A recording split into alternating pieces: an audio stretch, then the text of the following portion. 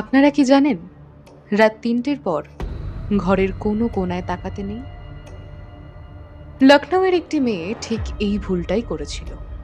বাইরে তখন ঝমঝমিয়ে বৃষ্টি। মেয়েটি একা তার ফ্ল্যাটে ল্যাপটপে কাজ করছিল। হঠাৎ তার মনে হলো তার পাশের বন্ধ ঘর থেকে কেউ খিলখিল করে হাসছে। ঘরটা ছিল স্টোর রুম, যেটা সবসময় তালা বন্ধ হয়ে থাকতো।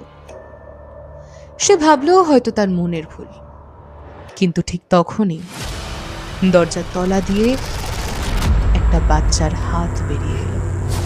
হাতটা ছিল ফ্যাকাশে সাদা, আর নখগুলো কুচকুচে কালো।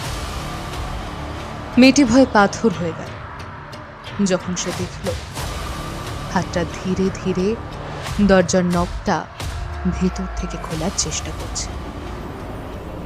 অথচ সেই বাড়িতে কোনো বাচ্চাই ছিল না। পরের দিন সকালে এসে যখন পুলিশ দরজাটা খোলে, তখন ঘরের ভেতরে কাউকে পাওয়া যায়নি।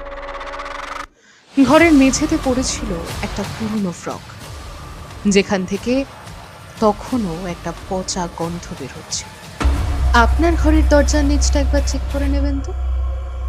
বলা যায় না, আজকে রাত্রে আপনার ঘরেও কেউ আসতে পারে।